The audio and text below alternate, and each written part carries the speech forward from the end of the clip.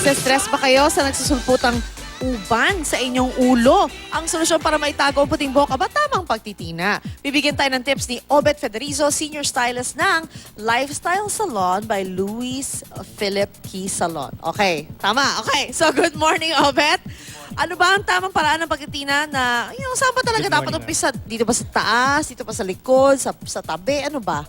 Okay, ang pagsisimula ng pagkukulay o pagtitina ng buhok, lalo pa at ang ating topic ngayon ay ang mga matatanda natin. Yes, senior citizens. Oh, yes, senior citizens, may mga puti sila.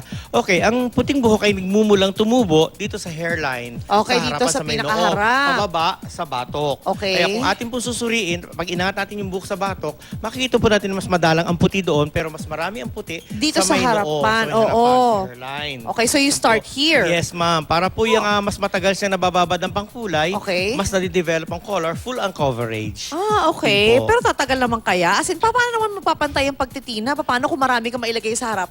Tapos konti lang mailagay mo kasi naubos na yun sa opo. likuran. Yes, that's a very good question. Ngayon po, ang paraan po natin ay isa-section ng buhok Aha. ng parehong-pareho.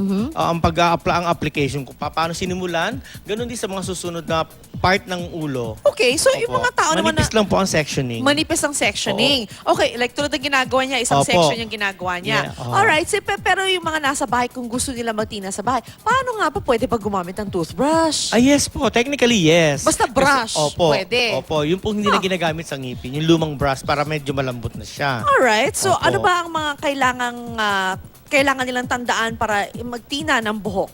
Well, ang kailangan po ay meron tayong cape Aha. o di kaya ay lumang damit na dark Ay, oo, color. hindi Oho. masisira damit yes, mo. or di kaya po yung garbage bag na itim na malaki. Pwedeng ibuksan yun. Butasan mo yung nasa dulo, Yes, tapos suotin mo gupitan na po yung lang. biyakin natin yun para Ay. may balabal. Good idea yun, ah. I like yes, that. opo. Oh. And then, meron tayong yung lumang toothbrush. Yes. O di kaya yung coloring brush. Okay. Na marami po tayong mabibili ngayon sa market. Okay. Na yun po, available po sa market. At saka coloring bowl, Oo. mixing bowl. Oo. Yun po. At saka may papayo ko po sana, marami po tayong pangkulay na maaaring gamitin. Oo. Kaya lamang, isang paalala lang po sa ating mga manonood na at may bahay na kung maaari ay suriin nila mabuti na ito ay approve ng FDA. FDA, importante Opo. kasi minsan bumibili ko saan ako, hindi mo alam kung ano nilalagay mo sa ulo mo. Opo. Pero gaano ba talaga kadalas kailangan magtina? Kasi yung iba, every 2 months, iba a Oo, month and a yan. half. How long Ayan, does it another take? good question.